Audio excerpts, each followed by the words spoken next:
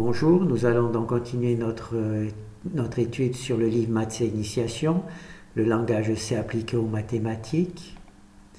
Alors c'est un wikibook. Nous allons travailler dans le chapitre l'algèbre, les logarithmes.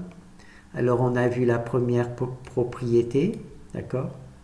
Elle est un peu écrite un peu petit, hein, on va la voir. Voilà. La première propriété, quand on multiplie deux nombres et que l'on en prend le logarithme, c'est l'équivalent de prendre le logarithme du premier nombre et l'ajouter au logarithme du deuxième nombre. En gros, on transforme une multiplication en une addition. La deuxième propriété que l'on va voir aujourd'hui, c'est son équivalent, mais pour la division. Donc quand on a deux nombres et qu'on divise ces deux nombres et qu'on en prend le logarithme, ça revient à prendre le logarithme du premier moins le logarithme du deuxième. D'accord? Donc là, on va voir un petit peu. Je ne sais pas pourquoi c'est écrit aussi petit, c'est dommage. Hein? Alors, comme pour l'exemple précédent, ici, il y a un fichier H personnalisé pour cette fonction, pour ce fichier C. Donc, on va récupérer ce fichier H. C'est vrai que c'est écrit petit, hein, je suis étonné. Voilà. Donc, le fichier s'appelle B. D'accord? Alors, comme on a vu tout à l'heure, cela va consister à étudier comment traiter avec la fonction logarithme les divisions. Alors, nous avons vu que dans l'exemple précédent, qu'il suffisait de soustraire le logarithme du premier nombre moins le logarithme du deuxième nombre. D'accord? Donc ça, on va sauver le fichier. Ensuite, on va télécharger le deuxième fichier qui est la partie C, là où c'est qu'il y a le programme qui va faire notre petite démonstration mathématique.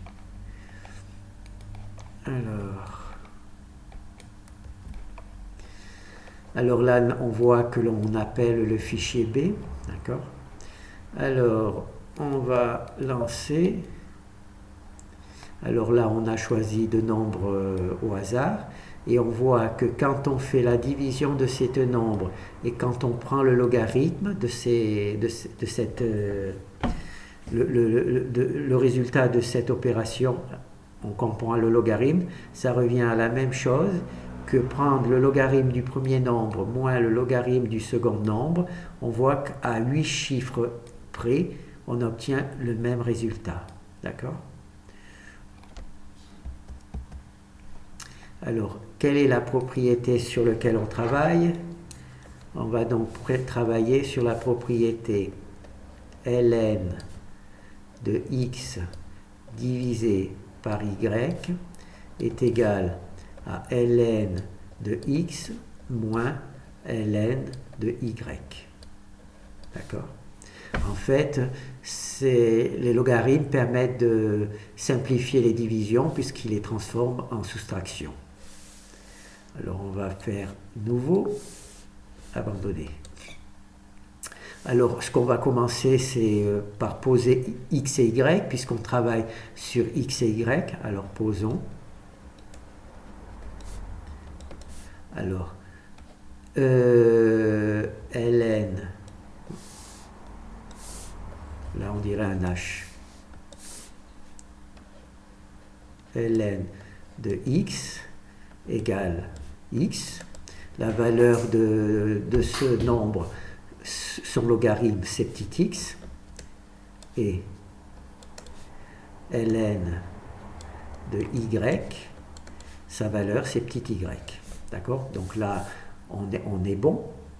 Alors là, on se rappelle que quand on travaille avec des logarithmes, actuellement, on ne peut pas faire grand-chose sur ces deux opérations. D'accord? Quand on travaille avec des logarithmes, on se rappelle que le fait de d'employer la fonction exponentielle nous permet d'avancer dans le résultat. Donc on va dire introduisons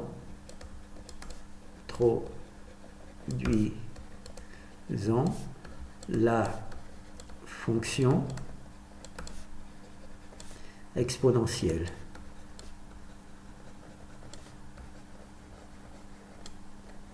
Voilà, on va introduire la fonction exponentielle. On va marquer exponentielle de ln grand X, c'est égal exponentielle de petit x, et exponentielle de grand ln de y, c'est égal à exponentielle de petit y. D'accord? Alors là, on ne réfléchit pas trop, hein. On sait qu'exponentielle de logarithme, ça se simplifie. Donc on va marquer ici grand X est égal à E de X, et grand Y, c'est égal à E de Y, petit y. D'accord? Alors la propriété que l'on veut étudier, c'est la division de deux nombres. Donc on va taper X divisé par Y, on va mettre des parenthèses. Ça, c'est pour la première partie de l'égalité. Et naturellement, à la deuxième partie, on a E de X divisé par E de Y. Alors là, on se rappelle qu'on se trouve ici E de X sur E de Y. C'est ce qui est écrit là. Alors ça, c'est truc comme ça. Hein. Alors on se rappelle que cette opération-là peut s'écrire aussi E de X, E de moins Y, d'accord? Quand on ramène le Y du dénominateur au numérateur, on met le signe moins. Donc là, on va modifier la petite lettre. Alors, E de X, E de moins Y, d'accord? On a simplement transvasé du dénominateur au numérateur en matérialisant par le petit signe moins. Donc ça, on va l'effacer. Ni vu, ni connu, personne n'a rien vu. Comme ça, si c'est faux, eh ben, il n'y a plus de preuves. Il n'y a plus de preuves. Alors là, on retrouve une propriété que l'on connaît. Donc on peut additionner les deux exposants. Donc ça fait x moins y, d'accord? Et bien là, la propriété que l'on veut travailler, c'est le logarithme. Donc on fait tout simplement le logarithme. On introduit le logarithme dans la première, et voilà, est égal, eh bien, on va prendre cette partie-là, hein, puisqu'il y a une continuité, on va prendre ln de E de x moins y. Vous voyez, c'est une suite qui est obligatoire. Hein. En partant de là, on s'aperçoit qu'on ne peut pas faire grand-chose. En partant de là, on s'aperçoit qu'on ne peut pas faire grand-chose. On sait que la fonction exponentielle peut modifier ces deux équations. Donc on va simplement utiliser la fonction exponentielle. On ne sait pas où on va juste utiliser. Donc une fois qu'on a introduit la fonction exponentielle dans ces deux égalités, on simplifie, simplement, hein, on simplifie. D'accord? Et une fois qu'on a simplifié, eh ben, on se retrouve avec ces deux choses, grand X et grand Y, et ce qu'on veut étudier, c'est l'opération division. Eh ben, on a introduit l'opération division, il n'y a pas vraiment de réflexion à faire, c'est juste la continuité, on sait ce qu'on veut, on sait d'où on part, on sait où on veut arriver, et ben, on suit simplement le chemin. Donc on fait le chemin, et en chemin, on s'aperçoit qu'on peut faire des simplifications, donc on simplifie, d'accord ? Et ensuite, le final, naturellement, c'est la division, c'est diviser les deux entiers en utilisant la fonction logarithme. Donc on l'écrit, hein, tout simplement. Les deux, en utilisant les deux membres de l'égalité, la première avec grand X et la deuxième avec petit xy. Donc là, on s'aperçoit que l'on peut encore simplifier. Hein, il y a le logarithme et l'exponentielle. Donc, ça fait x moins y, d'accord? Alors, maintenant, à quoi est égal x? Et petit x et petit y, eh bien, c'est ici qu'on a le chose, donc on va le récupérer ici. Voilà. Voilà, donc là, on a x et petit y, et bien là, on a oublié le petit y, c'est pas grave, je vais le rajouter. Voilà, le petit y ici qui n'est pas passé, hein, c'est pas grave. Bon, et bien, on va réécrire au propre cette partie-là. ln, c'est sur quoi on travaille, la division. Là, c'est grand petit x, c'est ln de x. Ça, c'était écrit ici, hein, je l'ai récupéré. Et moins petit y, c'est ln de y. C'était ici au démarrage ce que nous avons posé comme truc. Et on se retrouve, bien entendu, avec notre propriété. Donc on a montré que en partant d'ici, en faisant un certain nombre de manipulations, on a réussi à montrer que l'on peut arriver à montrer que diviser x par y et d'en prendre le logarithme, c'est équivalent à prendre le logarithme de x moins le logarithme de y. Voilà. Allez, on va le refaire en vitesse une deuxième fois. Alors cette fois-ci, à la va-vite.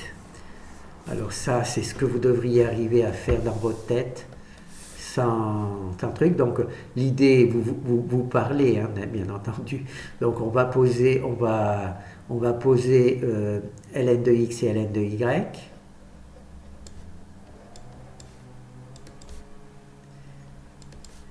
Et ln de y pour naturellement démontrer les propriétés de la division, d'accord, de deux nombres. Alors là, on se dit, je ne peux pas faire grand-chose, je vais introduire la fonction exponentielle. Donc j'introduis la fonction exponentielle.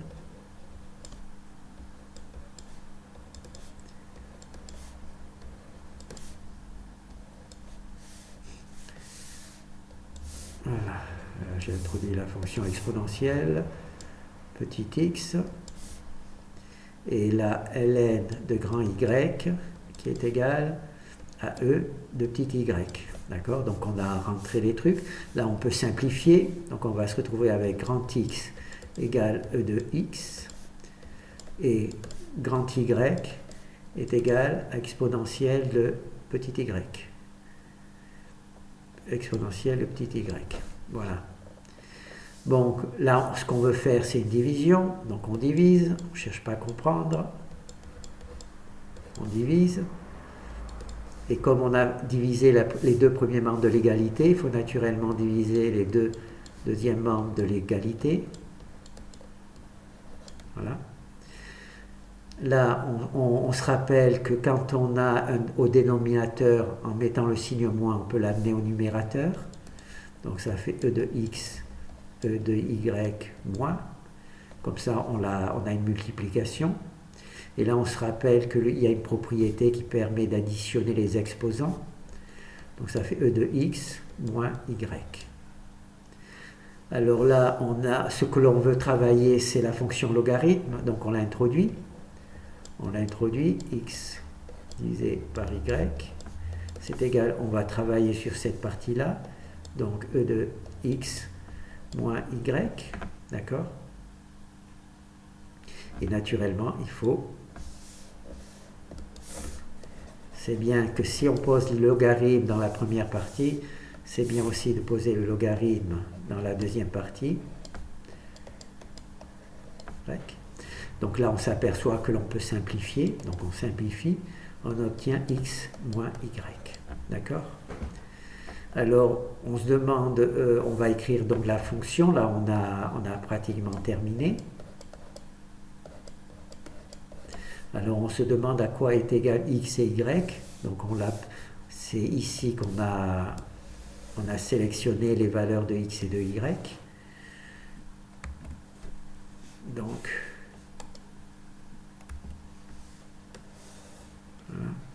Donc on a x et y, donc on va simplement rapporter ça.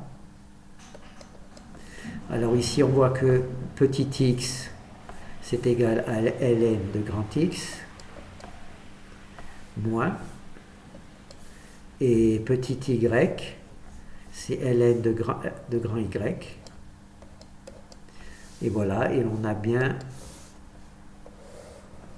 bien retrouvé notre propriété. D'accord?